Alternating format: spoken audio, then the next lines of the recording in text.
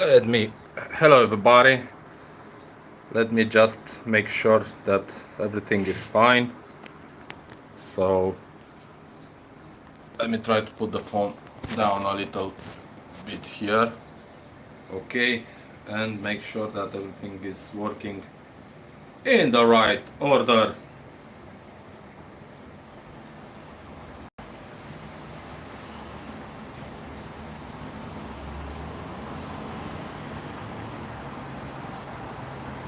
Okay. Checking, just checking. Everything is fine. So, hello everybody. It's Sunday morning, and I want to talk a little bit about indoor bonsai trees because it's been a tough year. So let's start with this little lot here. I have some pre-bonsais here, some Chinese roses, some ficuses, again some Chinese roses, because growing indoor bonsais is pretty tricky. Here we have a ginkgo biloba. So growing indoor bonsais, growing trees, bonsai trees indoors is pretty challenging. You have some, of course, some pros and some cons, but of course the biggest pro is that they are shielded uh, against natural bad phenomena, and that's plus. Okay, so that's fine, but on the other hand, it's just they grow harder because they don't get enough light. If you want to grow your bonsai trees indoors, I don't recommend that. You cannot do that. You cannot do that. Okay, maybe during the summertime you can do that because you use air conditioner, and it's better. They don't get so much heat, but during the winter time it's bad because you're gonna have to turn on the heat, and that heat, that's a lot of noise. I'm sorry about that. Okay, in the winter time it's very challenging to grow your bonsai indoors. So I grow them on my balcony, and I want to talk a little bit about the species. So I've showed you here some of my pre-bonsais that I propagated, okay, from cuttings. I've discovered that the Chinese rose and ficuses, also little jades, are three of the best indoor tree species that you can have. I have also some ginkgo bilobas, so you can see one of my beauties here. Okay, it's made by me. It's extremely tough. Okay, even for indoors. Of course, I bring them outside for wintering because they got absolutely no problem. This tree has been through almost minus 20 degrees Celsius in the winter time, and it's just fine, even in this ceramic pot, small ceramic pot. It's high resistant to heat also. So I wanted it for indoors. Okay, I've been practicing bonsai for 12 years now.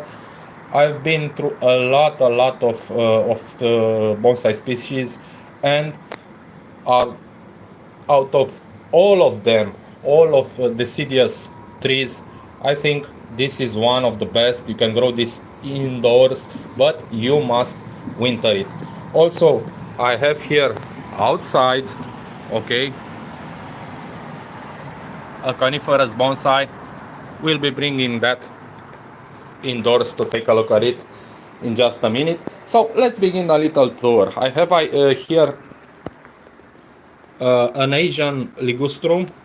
We'll be pruning this today because, as you can see, it's got so big, and the lack of space is the main problem when you're growing indoor trees, indoor bonsai trees, because between the prunings you have to let them grow very very big, and you're not gonna have enough space.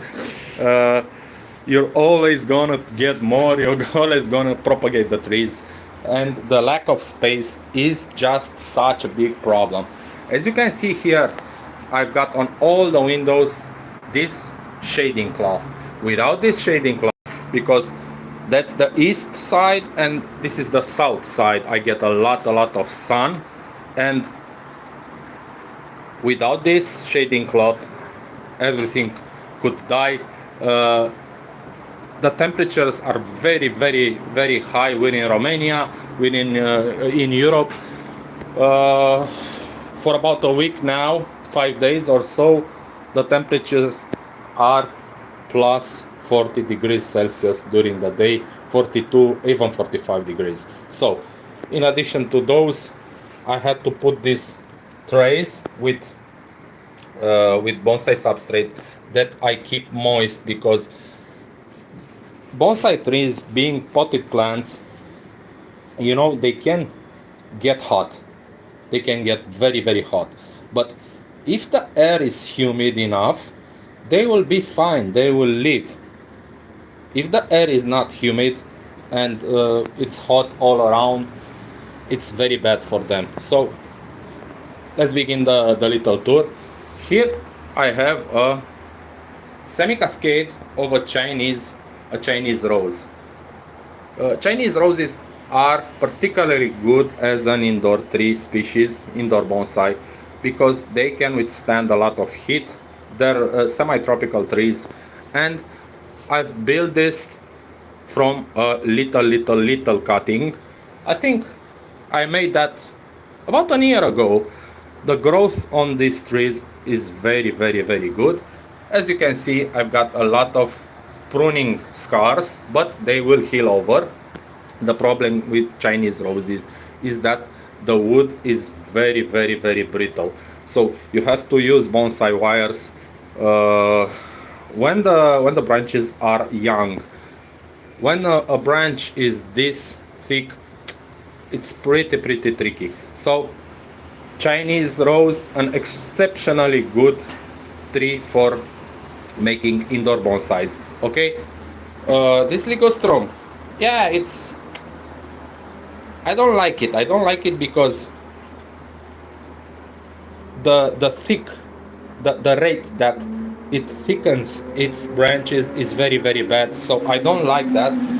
I think I'm gonna make it look good and probably sell it.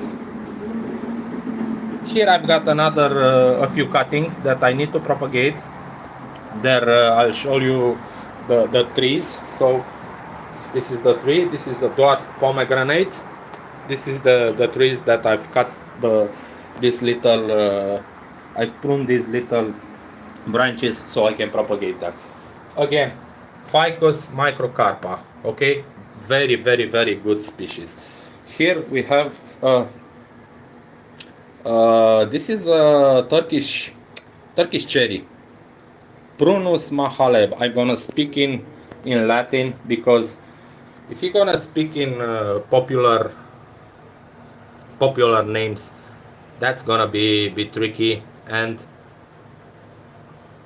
got some bitings on the leaves. I don't know why, I cannot see anything.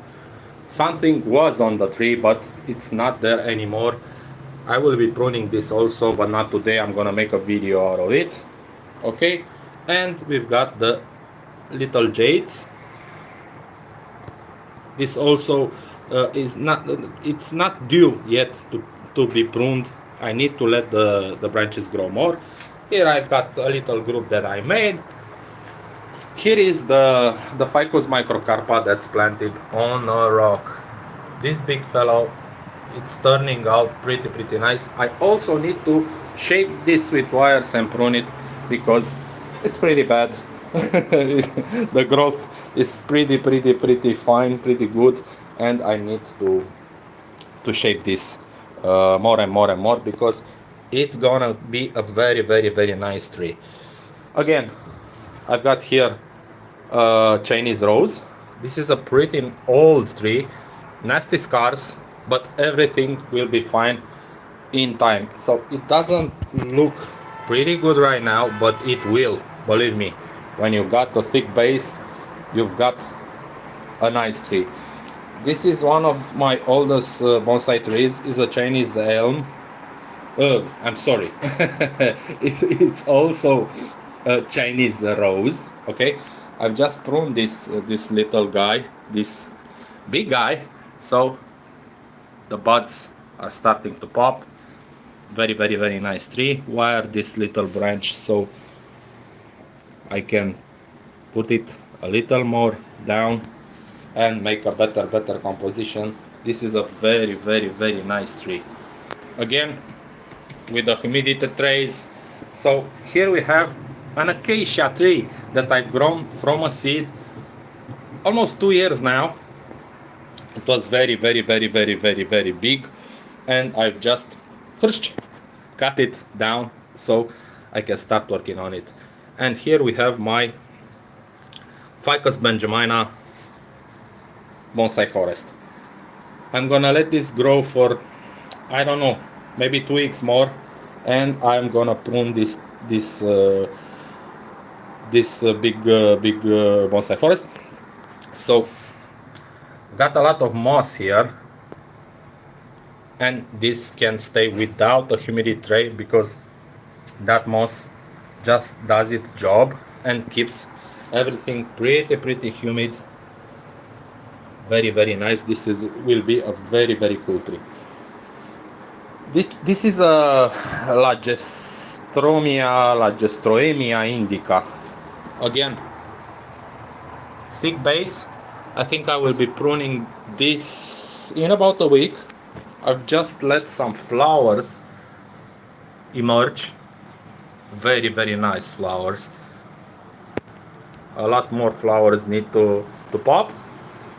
Yeah, so this is very, very nice. We got some problems with the leaves, but it's starting to recover.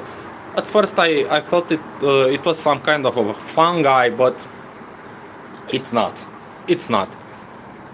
It was a physiological problem, but it's starting to recover and everything will be fine. So as you can see, I need to let it grow big. But it's got a nice thick base and it will be just fine.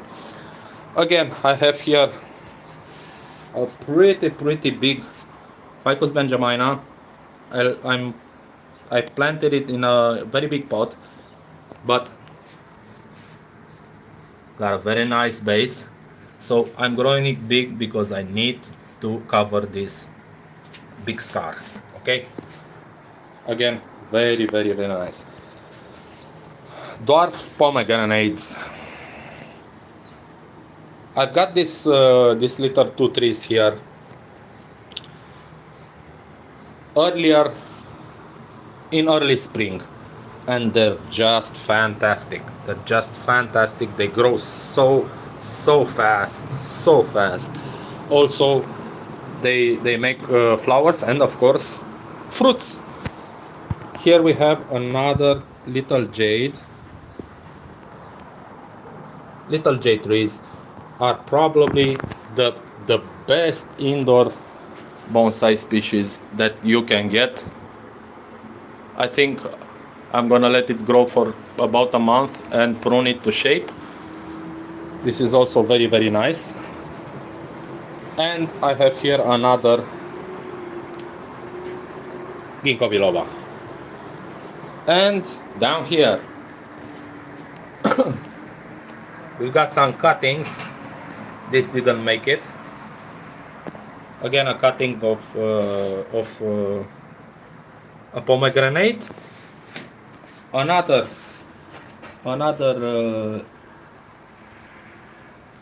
little jade tree.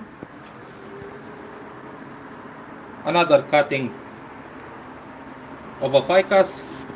Here we have a Japanese maple, which doesn't feel pretty good because of the heat. So I think I'm gonna get rid of this also. It's a pretty nice tree. It's thick at the base, got some nebari there, but it's too hot for him here. Got this Maclura tricuspidata. Look at this. This is a very weird growth. So I've pruned the tree and I've got only these two long branches. Again, it's because of the heat, and not just that, because I have a theory that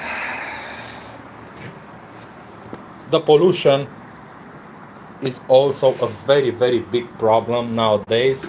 The pollution is very high, and I'm gonna make a video about that. Let me just plant the phone here. So I have a theory about the pollution, because everybody thinks that we're gonna prune this now, okay? We're gonna prune it. The lack of space, I cannot move move back too much. So the trees, including bonsai trees, okay, need carbon dioxide, CO2, okay, to survive. They eat up CO2 and they give out oxygen. But over that CO2 in the atmosphere, we have a lot of gases that are pollutants, and the trees don't eat that. From time to time, I need to take them to the showers. After I've showered them very thoroughly, when I put them back, it's just like it's another tree. For 2 days, it grows so fine, it's happy, and that tells me there is a lot of nasty stuff in the air, and when I shower them, it washes all of that deposits of gas, of pollution out of them, and they feel fine for a couple of days. So I don't know, it's getting harder and harder. So the biggest plus on indoor bonsai trees is that you can shield them from natural phenomena, and they're shielded, okay? The bad thing is that it's very hot, and you need to choose your bonsai trees, your species, to withstand that extreme heat, okay? Like I did, you can put shading cloth and humidity trays if it's very hot. So let's just prune this fellow up, because it's taking a huge amount of space, and I just need space here indoor. I need space for a lot of things. You see, this is another problem, because when they're grown outdoors, you have a lot of space and you can let them grow very big before you prune them. I can let them grow big, but not very big, because I don't have enough space, and what will happen is one bigger tree is beginning to cast shade on my other trees, okay? So the other trees don't get enough light. Also, I've been building my bonsai potting mix for 10 years. I've been improving it every year. About 2 or 3 years ago, I stumbled upon a very good recipe for my potting mix. But I need to change it again, unfortunately, because the climate has changed so much, and I need to make my potting mix even more water retentive than I used to. Okay. On the other hand, the water still needs to go out of the pot, the excess water. So you cannot use, I don't know, you cannot put tons of perlite that holds a lot of water, because you need That's fine. That's fine for very young trees for developing roots. But when a tree gets older, you need to use proper bonsai, volcanic rocks, and so on. So when you're doing that, your water retention starts to drop. Yeah, we're gonna talk on. I'm gonna make a video also about bonsai soils, because I think for beginners, bonsai soil is the most important thing that they need to know, because everything happens in here. Okay, that's where the health of the tree is.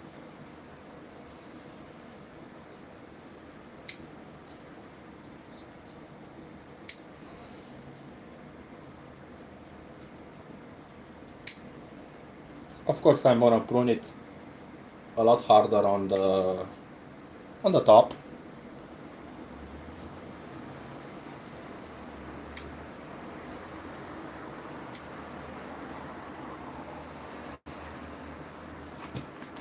Well, this fellow has grown pretty big. I got a very nasty scar here, a very big scar. This ligustrum has a very hard wood.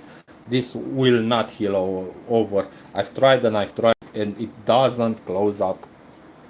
Okay, so what I'm going to do at some point is take my Dremel and carve something out of it, because I cannot close this wound, so I need to at least to make it look good. This is fine. This is a lower branch. I'm gonna leave it a little bit longer.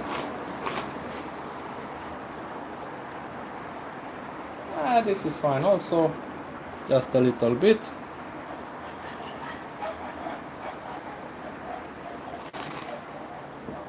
Again, I'm thinking towards the future. I'm not if I see the lower branches are too short to prune, I'm not gonna prune them just to make the tree look fabulous. Now I'm just going to let them grow, okay, because you always need to think in the future. How is the tree gonna look like in a few years? And don't rush. This is the front. Exactly where the nasty scar is. So this is the front. Okay, what you gonna do? I will carve this and it will look good. And that's it. For now, I'm thinking of leaving it alone. Started to get a pretty good crown. I'm gonna leave it alone for now, because I want to squeeze another pruning before the winter comes. I'm gonna squeeze another pruning out of this tree, maybe in September, because since the last 2 years, this is a silk tree. I'm not sure what I'm gonna do about this, because again, it's very big. I can donate it, or maybe I can go and plant it straight into the ground. I'm liking this microcarpa, Ficus microcarpa, very much. So I told you I'm gonna make a video. I need to shape this, and I will walk you through my decisions. So this is about it. Also, I'm gonna make a video, I think maybe Monday or Tuesday. I'm gonna make a video on pruning this Turkish cherry. So this is it. This is about it. I'm struggling with the heat. I have to, even with these water trays, humidity trays. I have a humidifier here. I have the shading clothes. Even with all of these things, I still need to water them at least 2 times a day, because the heat is so bad. that I cannot do anything more on this. Yeah, thanks for watching. See you again. See you in the next videos. Bye bye and thanks.